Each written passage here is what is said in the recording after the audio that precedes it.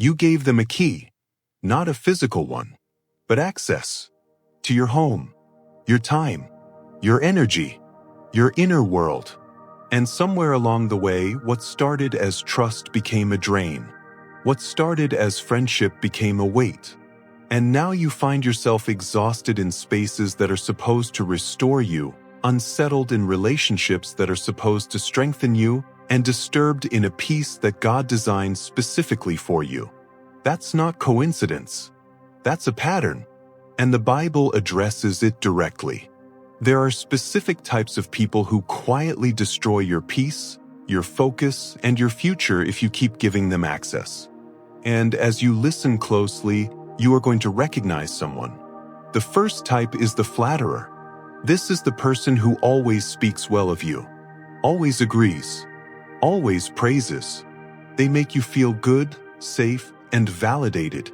And on the surface, that sounds wonderful. But something is off. Because real love corrects. Real friendship tells the truth even when it is uncomfortable. Real loyalty challenges you when you are wrong.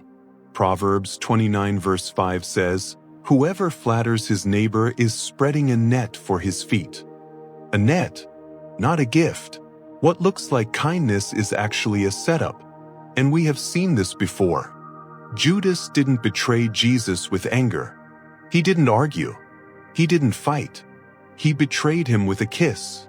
Something that looked like love but carried destruction. That is exactly how flattery works.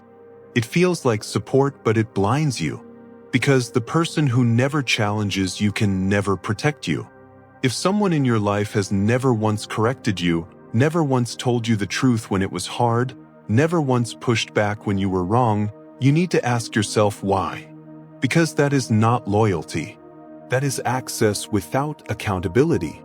And it is one of the most dangerous combinations in any relationship. The second type is the contentious person. This one does not hide. Every time they show up, peace leaves. There is tension, arguments, drama that did not exist before they walked in. Proverbs 21 verse 19 says, "Better to live in a desert than with a quarrelsome person." Think about how strong that statement is. God is saying peace matters so much that isolation is better than constant conflict. And you have felt this before. There are people who walk into your home and everything shifts. Your mood changes. Your energy drops. Even after they leave, the atmosphere stays heavy. That is not a personality clash. That is spiritual influence. The Bible compares this kind of person to fuel on a fire. They do not need to start problems. Their presence is enough to keep them alive. And here is where it gets uncomfortable. Sometimes that person is family, and we keep allowing it because we feel obligated. But look at David. Before he was king, he had to run from Saul. The same man he served, the same man he honored. But Saul's presence became dangerous and unstable. And David did not stay and try to fix it. He created distance. Because wisdom understands something that emotion often ignores. Not every relationship is meant to be maintained at close range. The third type is the one most people miss. Because they do not come loud. They do not come aggressive. They come completely normal. This is the morally corrupt person. This is the one who slowly changes what feels acceptable. Not in one moment. In small moments.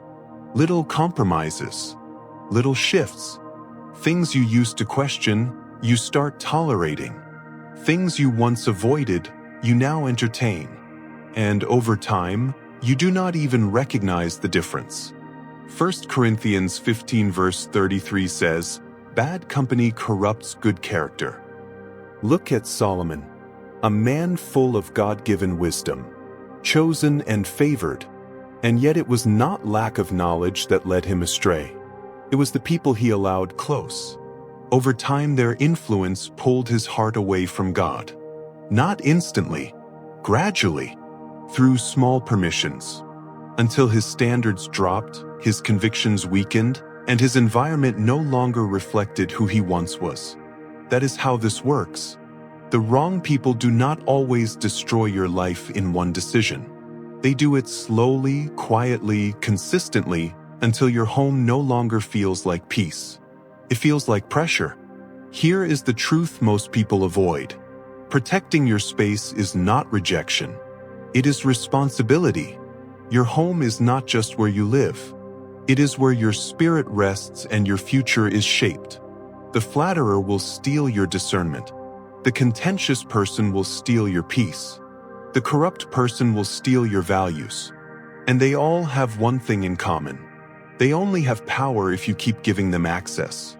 Proverbs 4 verse 23 says, "Above all else, guard your heart, because everything flows from it."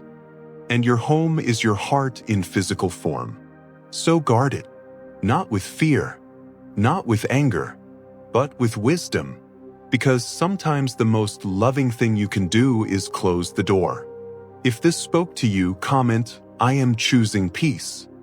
And if you are serious about protecting your space and not repeating the same cycles, subscribe to Holy Clarity. This is where clarity replaces confusion.